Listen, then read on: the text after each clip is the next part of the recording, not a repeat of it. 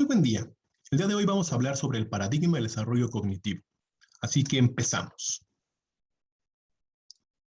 El desarrollo cognitivo es una teoría exhaustiva sobre la naturaleza y el desarrollo de la inteligencia humana. Sus principales representantes son el biólogo y epistemólogo Jean Piaget, el psicólogo ruso Vygotsky y el psicólogo norteamericano Jerome Bruner. El máximo representante, o podemos decir el padre de esta teoría, es Jean Piaget, y él parte de que el niño, como tal el alumno, no es esa esponja o digamos ese ser pasivo que recibe la información como se había platicado en diferentes otras teorías.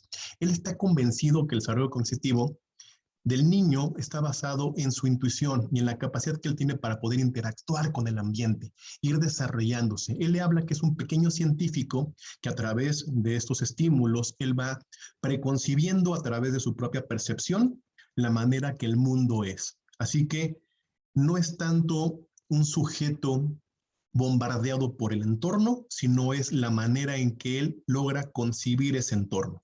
Por ello, estaba convencido de que ese desarrollo cognitivo supone cambios en la mentalidad de un niño, en la manera de razonar sobre su entorno. No le importa tanto la manera, el conocimiento que tienen, sino la manera en que se crea ese conocimiento. No es qué, sino es cómo. Cómo se logra procesar ese conocimiento en la mente. Y él habla de que ese niño va creando esa misma percepción o conocimiento a través de 4 etapas, que lo llamó desarrollo cognitivo y la dividió en 4 etapas representativas. La primera es la etapa sensorio-motriz. En esta, bueno, que parte desde el nacimiento hasta los 2 años, el niño es todo instinto y empieza a percibir su ambiente y a interactuar con él. Por eso tiene un desarrollo de la permanencia del objeto, es lo primordial, cuando entiende o comprende que el objeto, ya sea lo que sea, existe sin importar que él lo vea o no. Es uno de los principales logros de esta etapa.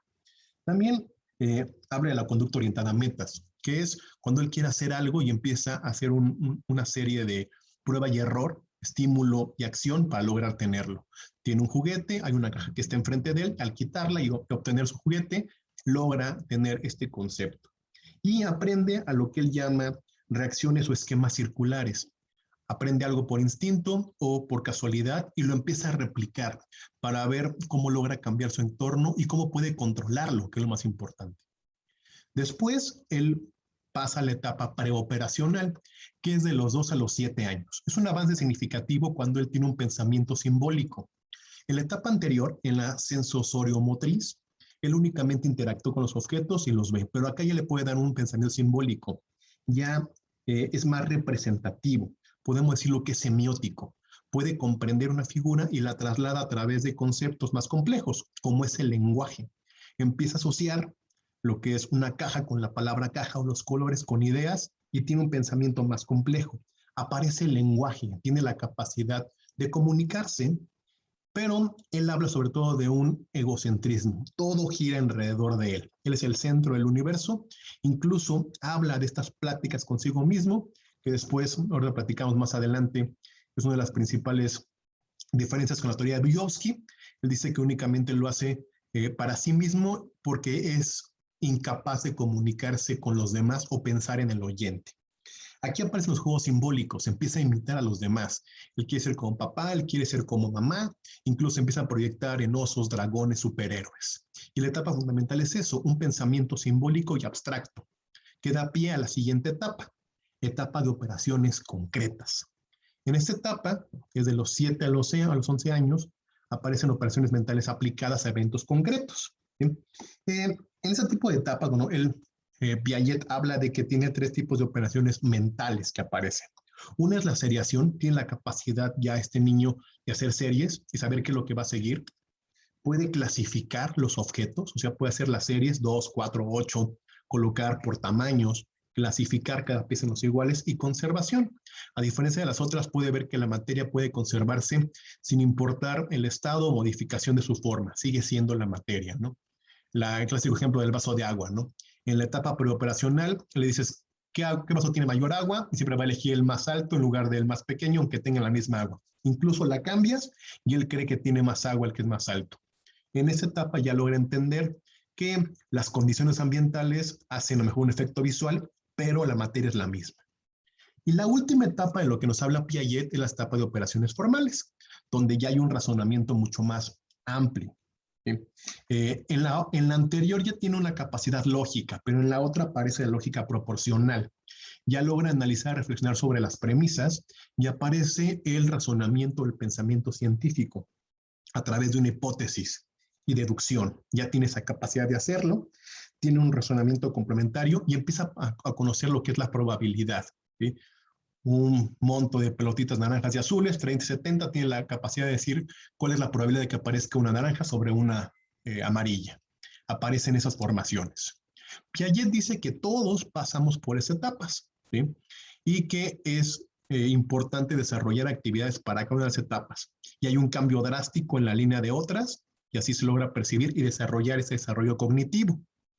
¿Cuál es nuestro papel como docente dentro de esa teoría? El profesor lo que tiene que hacer es facilitar el aprendizaje. Lo que busca, y por eso es uno de los precursores o padres del constructivismo, que el conocimiento se construye. El alumno tiene que construir el conocimiento. A diferencia de las anteriores, donde es simplemente un receptáculo, donde empieza a aventarle la información, aquí él tiene que generar ese conocimiento. Y lo hace a través de diferentes métodos, como es la asociación. Asocia todo y tiene que adaptarlo, adaptación y asociación, con los conocimientos que ya tiene, para poder asimilar ese conocimiento y convertirlo en otra cosa. ¿Qué es lo que tenemos que hacer como docentes? Bueno, número uno, centrarse en el proceso de aprendizaje más que en el producto final. No importa el resultado, lo que importa es el proceso, cómo logró ese resultado. Por eso nos fijamos más en cómo logra generar ese cognitivismo, esa capacidad mental para lograrlo. ¿Qué hacemos? Bueno, emplear métodos reactivos que requieren redescubrir o reconstruir realidades, trabajar con su entorno, con lo que él ya conoce para hacer una asociación, y que esa misma realidad la logre construir para resolver problemas y vaya cada vez para problemas más complejos. Habla de actividades colaborativas, ¿sí? Así como individuales, que los niños puedan aprender de otros, tengan la capacidad de estar con otros, bueno, con sus pares y empezar a comunicarse y juntos lograr ese aprendizaje.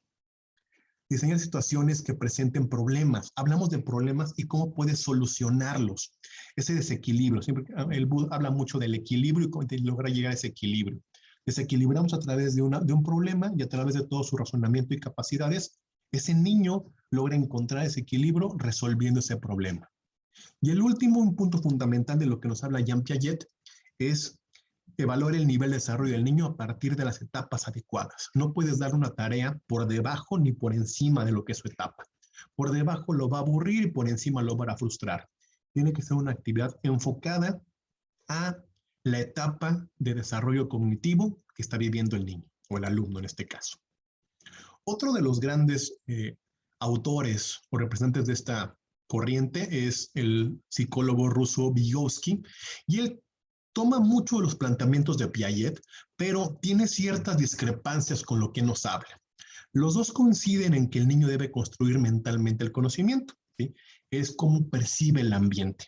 Solamente que, a diferencia de Piaget, que dice que lo hace de manera individual, Vygotsky le da una importancia mucho mayor a la interacción social en ese proceso. ¿Sí?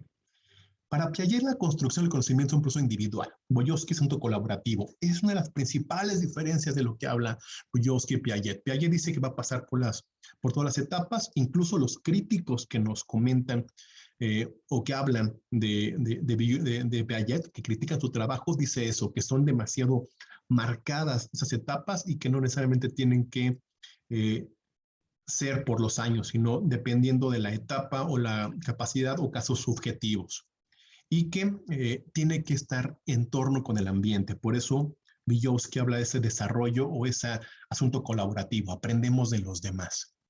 Y lo que están completamente en contra es la opinión respecto al lenguaje. Esa habla egocéntrica, cuando el niño, sobre todo en las etapas que hablamos de etapa preoperacional, cuando está el egocentrismo, Piaget dice que esa habla egocéntrica es porque tiene una incapacidad de comunicarse con los demás y de generar esa empatía con el oyente.